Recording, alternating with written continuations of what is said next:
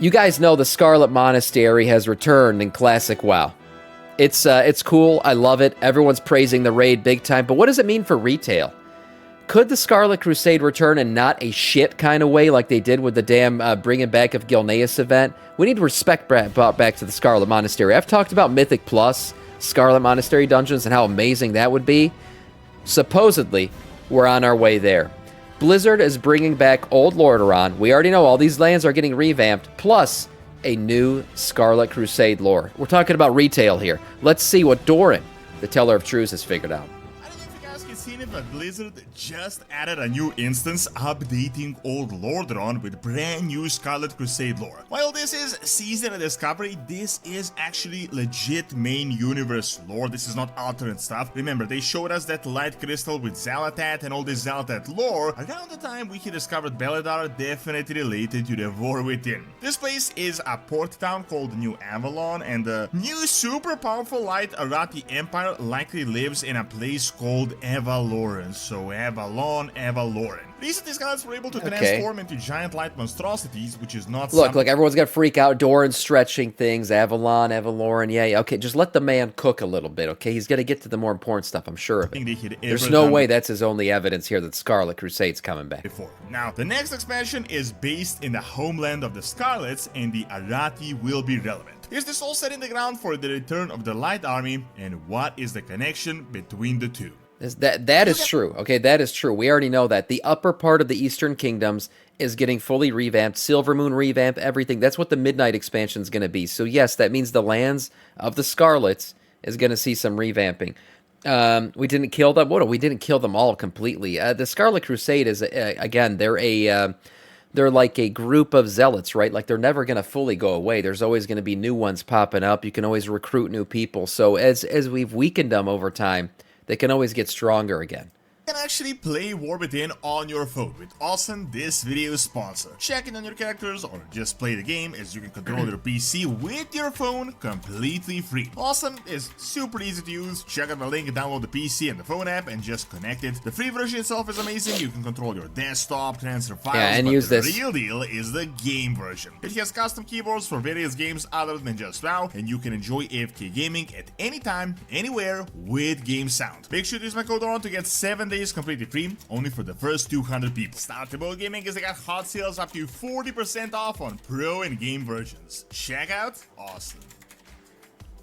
So, if you keep all the news, you might have seen the new raid that they just added to the Season of Discovery, which, amazing. By the way, you might think, who really cares? This isn't really the main storyline, this isn't the World Soul Saga. Well, think twice, because it is obviously connected, and this is just one of the hints they first give us in Season of Discovery that later shows up in retail. You might remember, when Season of Discovery was actually announced, Chris Metzen himself came to the forums and he confirmed that this version of Classic isn't some alternate reality or like a different version of the game. No, right. These are the so-called found memories. Like, this is Classic that we've been through, canon lore, just from like a different lens, from like a different perspective. So we've been through the main storyline, but these are some things that actually happened that we originally didn't see ourselves. So Right, yeah, it's all kind of canonized lore that's being retold in a way where we're actually experiencing things that we hadn't experienced before. So it's Classic Plus in a way. It's not really Classic Plus because they're not adding necessarily new content. They're just saying we're exploring content that was never explored, but it was always there. So far, which showed us she was literally working hence on Season this of Discovery.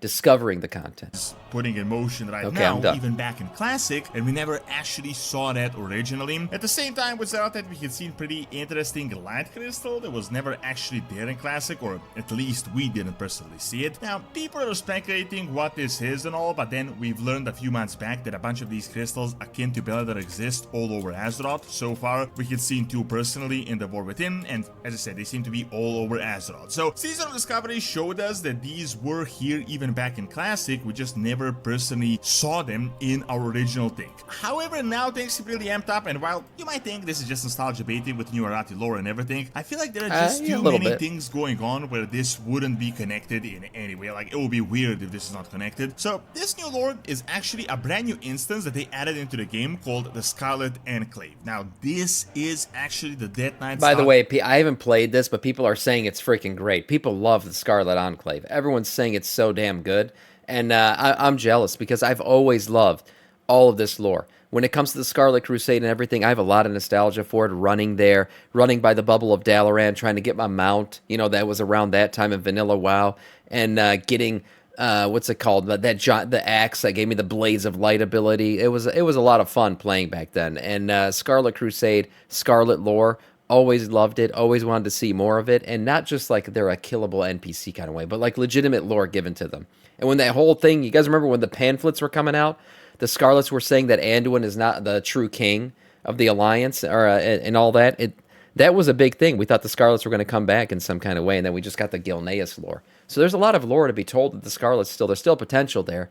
Just hasn't been realized in retail yet, like it was in Season of Discovery. Area that we first really saw and experienced in Wrath of the Lich King. While Lordaeron was utterly demolished in Warcraft 3 by the Scourge, this is actually one of the areas of Lordaeron that held on and that allied with the Crusade, so it was kind of untouched. In fact, this is one of the oldest and most revered holy sites of the Church of Light of Old Lordaeron, as well as the Arathi Empire. Now, keep this little bit in mind because the new Arathi Empire we will run into is definitely familiar with this part of Lordaeron, as they used to actually live there. So the Scarlet Enclave is an ancient holy site, not just some random newly built Scarlet Crusade city. Now this actually happens sometime between Classic and TBC, and this new storyline did actually happen in the game. Everything played out, we just didn't witness it ourselves. If you're familiar with the lore, the Ashbringer and everything, you might remember that the Scarlet Crusade wasn't originally the bad guy, they weren't villains. When Lordaeron fell, a bunch of noble paladins tried to hold on, to restore the light, to restore peace, but then a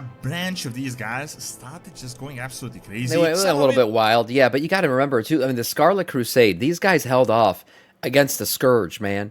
I mean, we're talking about a Scourge that was coming out of Lordaeron. It was like proximity-wise, I can bring up a map of Tirisfal Glades. I mean, these guys were right in it. Tirisfal Glades. Hold on.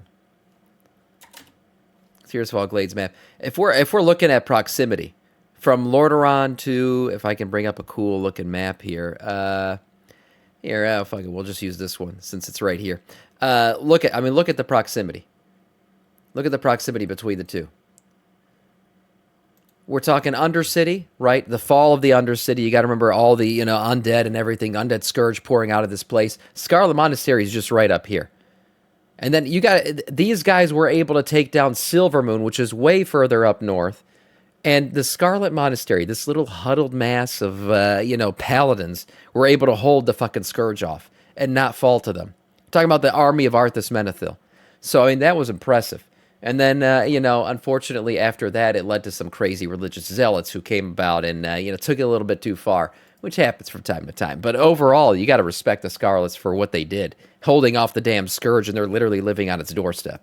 It was because they were in fact crazy. The other parts were because Dreadlords literally infiltrated them, replaced them, and then they just did terrible things, which caused them to commit a bunch of crimes that ended up being really successful for the Dreadlords because these guys... Oh yeah, and not to mention a fucking Dreadlord took over as their leader, unbeknownst to them, and led them down a path that he went even further down the path of overzealotness. I just started fighting everyone after that, and they just turned into villains. Now, I'm not going to spoil this new entire storyline. Quick recap is Crusaders are trying to apprehend the next paladin that they consider a heretic. This is when the Argents and the Scarlets had a pact to attack Nexamus together, so they weren't really bad. However, while they were fighting, a Dreadlord infiltrates the Enclave, none other than Belnazar, and Archidon and Scarlet Crusade are fighting against him. Nonetheless, the Scarlet Crusade leader, the Grand Crusader Calderon, betrays them, and everything goes... Well, I mean, do I mean the Silver Hand? Isn't it in the lore that the Silver Hand existed? The Scarlets weren't the Scarlets yet. They became the Scarlets later on, but people who made up that initial resistance against the Scourge, there were from the Scarlet Crusade, and there were people who became the Silver Hand. They were just one giant mob of paladins, and then the crazy ones split off into the Scarlets, and the Silver Hand remained, kind of the steadfast, like we got to remain true to the good and everything else. But they were both in existence at that time. They were just a bunch of paladins getting together near Lordaeron. really badly as the Scarlets fall Pretty apart. sure that's how now, the lore goes. This is just an interesting scenario we can witness and actually return to pre-Scourge Lordaeron, but I want to mention why I think this is actually an interesting setup for the Worlds of Saga. As guys, keep in mind, in Midnight we are literally going here once again. I mean, sure, quota loss will be the focus, but all of this will be relevant as it is super close. All of it will be relevant because Blizzard is revamping it all. I mean, we look at the map right here, the division of the Eastern Kingdoms, right? There's a natural kind of dividing line right here. Everyone says, and Blizzard has basically confirmed this, that this whole upper portion here is getting revamped. It's not just Silvermoon, which is right up here. Silvermoon is getting completely rebuilt from the ground up, but the rest of this is going to likely get revamped. And Tirisfal Glades falls right into that, right? I mean, Tirisfal Glades right here, sitting up in the Eastern Kingdoms, and the Scarlet Monastery and everything else is right here. Now, will we get like a cool season of Mythic plus Scarlet Monastery raids? You could only hope. That would be absolutely amazing, but we'll have to see if that's what actually happens. But it's set up in the lore perfectly that they will revamp this zone, and I can't imagine them putting all this work in, and we're not going to get any new lore out of it. Scarlets were even relevant in Dragonflight, in Undercity, and Gilnea's questlines, and I think we are going to learn something soon that will shed even more light on this entire lore. Real quick summary, but you all know the new Arathi Empire. I've talked about this in a bunch of videos, even the recent ones, which is apparently like a super crazy I guess empire, Artemis, you could say super that. advanced. A new book from the new patch for the PTR literally told us that they're capable of very likely invading other planets or sending expeditions out of this world. So very similar to the Army of the Light that we had encountered back in Legion. They were ruled by an empress during this time. Now they're ruled by a guy called Thoradin the Knight, who is like hundreds of years old. Now these guys are actual Arathi guys, and sometime after the Troll Wars, the humans, so people from the entire Arathi Empire, even Lordaeron, united with some elves from Quatalas. There is such good lore to be told here too. We got the Alterac, obviously, you know, the Arathi and everyone, Alterac Valley, man, Stormsong, Dalaran, still going to be relevant. I mean, what the hell is going to happen with that? We just have a giant crater now and no city that'll ever go in it. We know that Gilneas got revamped. Lordaeron, what the hell is going to happen with them? There is a ton of lore that they can really get into just with this small upper portion of the Eastern Kingdoms. It should be fun to go back into and everything. We can even, the hinterlands right over here, it probably has a lot of dwarven lore as well. There are dwarves that live out there, Alterac mines and stuff like that, Hillsbrad foothills sitting down here. I mean, man, there's so much good old Warcraft lore that they can really get into with this expansion, with the Midnight expansion. That's why I'm so excited to go back to this part of the world. What's up, Scars? How's it going, man? The history of the Arathi is good. Yes, and we're obviously going to get more into that because of the Halifal people and all that shit, and the Light Emperor and everything, and where they come from. So the lore here is going to go deep. I'm very excited to go back here. United with some elves from Quatalas, Plague lands, obviously, too, with the Scourge and everything. What we've learned is that unlike their Lordaeron brethren, these guys are way more dedicated to the light. However, what is key to remember is that they took their teachings and the visions of the light from these lands, most notably from some of these old holy sites like Avalon. Now, I am fully aware that this could just be a random thing, but really quickly, just check this out. I mean, the Scarlet Enclave is a place called New Avalon. There's the Avalon Monastery. It is literally called Avalon, the ancient holy site. Now, we've learned of a new continent where very likely, by all accounts, these guys either live or have a place in, and it is called Avalor. I mean, just think about it. Both guys are total light fanatics. One live in a place called Avalon, the other in Avaloran. Now, don't get me wrong. I'm not saying the Scarlets are these guys or anything of that sort, but I want to say that we might learn about their actual connections soon. Hidden communications between the two that we've never known about in the past. It actually makes total sense. I mean, light speakers communicate with each other. We know this for a fact. We've learned that Thoradin of the Arathi Empire got the vision to send its expedition to Kazagar. At the same time, Velen got the vision of the light as well. Now, the Scarlet Crusade... Here's the one thing you wonder. Is the light... Now, we know the light is not all good. Are these visions legitimate? Like, or are they influenced by the light in some way to kind of push the I don't know what you would call it, the agenda of the light, right? And obviously, they're fighting against the void, so whether or not we're going to align with the light, I think it's pretty obvious we're going to align with the light to fight against the void. But then in the end, when all that's done, is the light the right way to go? Now, we've seen what the light is capable of if shit gets too crazy. is incredibly dedicated to the light. Do you really think they might not have gotten these visions as well? I'm not saying the Scarlets were there trying to fight Zealothat, but it seems likely that they would have known about the insanely powerful Arathi Empire. We might even learn that they requested help from the Emperor, but he might not have sent it because he sent the expedition to Kazagar. First of all, remember, if you remember the letters, right? These were pamphlets that were sprinkled like all throughout the Eastern Kingdoms and everything, talking about how Anduin was the false king. You wonder if the Scarlets had found out about the Light Emperor.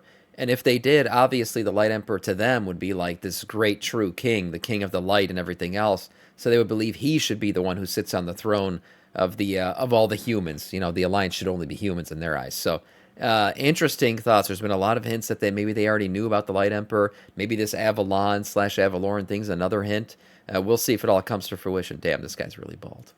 It is really weird we never heard about this Arathi Empire. There must be some document that mentions these light guys going away from the Empire. Scarlets might have discovered them as they are in fact natives to Lordaeron, or if they didn't learn it from the history books, they might have learned it, as I just previously said, through the power of the light. What is really interesting to keep in mind is to not look at the light in like a black and white fashion. It is in fact just a power source that can be wielded for good or bad. We have seen plenty of light fanaticism, from the invasion of Revendreth to the takeover of Altered Draenor by the Light Army to the Prime Naro trying to force convert Illidan. This is also why the Scarlets are really, by all objective accounts, the bad guys, yet the light is always with them. Now, one thing I want to really quickly bring up, because the light doesn't abandon evil. We've already seen that. I mean, we saw it with the Scarlet's lore when we were taking back Lordaeron. This guy turned into, that chick turned into a giant light being.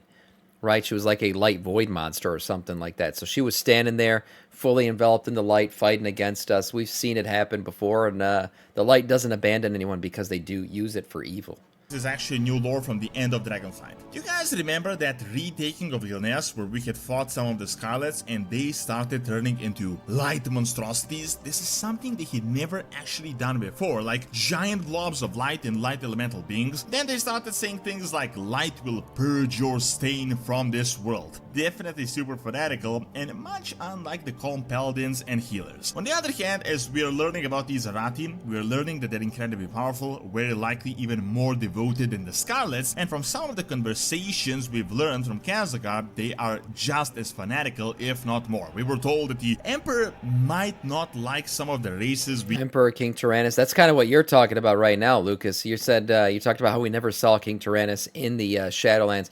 I don't know. I think his soul is freed when we destroyed the, Frostmourne. He comes out, my son, and all this stuff. His soul, I believe, in any part of his soul, based on the lore, it looks like his soul is never split, never traveled to the Shadowlands. He's like fully enveloped in Frostmourne. I don't know if that's different than what happened. Maybe because he wasn't trained in the light, his soul wasn't able to split away or something like that. I don't know if every person's soul that was hit by Frostmourne was split. I think it was Uther was a special case, I believe, because of his training in the light and everything. Part of his soul is able to resist going into Frostmourne and actually went to the Shadowlands. The rest of these guys kind of were just stuck inside of Frostmourne, never-ending, unable to rest. That the Emperor might not like some of the races we keep in our company, which is definitely something the Scarlets would say. So the entire point is that, yeah, this new Scarlet Crusade lore is just a fun bit of nostalgia thing for the Season of Discovery, but I really think this is a part of like a bigger setup. They also started bringing up the Scarlets in BFA with those pamphlets, then they had them attack Undercity and Gilneas with the new light lore. Now, all of this stuff in Season of Discovery. The reason it is even more relevant is that the entire next expansion is going to be based around where the Scarlets are, which really makes them more relevant than they ever were. Could we learn about how the Scarlets might have communicated with the Emperor? Did the Emperor send help? You gotta admit, it is sketchy that the Light Army possibly lives in a place in the sea called Avalon. The Scarlet Port town is called New Avalon. Did the Scarlets get help, at least in some way, from the Arathi? Like, how did they even become capable of transforming themselves into these light blobs? This is what I was talking about, the giant light guy. Also, if the Arathi come, and they will 100% be relevant in the next expansions, could the Scarlets be their entry point into the Eastern Kingdoms? Maybe they want to retake their homeland back if they turn into bad guys, and the Scarlets are going to get more reinforcements than ever before, with an entire empire watching their back. Very true. Thanks for watching. Check out these crazy images showing actual Azeroth by clicking on the screen, and subscribe to my Raid channel by clicking on the screen as well. See you next time. Yeah, it's not that far-fetched, not that crazy. All of his theories here are in line with the with all the Halifal lore and the Arathi Empire that we're going to see more of with the Light Emperor and everything else. The Scarlets are surely going to be a favorite of the Light Emperor. From what we know from him, it's kind of like, you know, an elitist, all about the light. I would say he's all about humans, but then we have these half-elves. I don't know if the half-elves only exist in the version of the Halifal Arathi that we've seen, but they could be that they exist over there too, and all these guys are half-elves. But I don't know how the Scarlets would feel about that. Probably not good, since they are like human purists. But I will say the Scarlets are going to find the Arathi lore and the Light Emperor to be very intriguing. And they'll like it a lot, and they'll probably become relevant again once we meet them.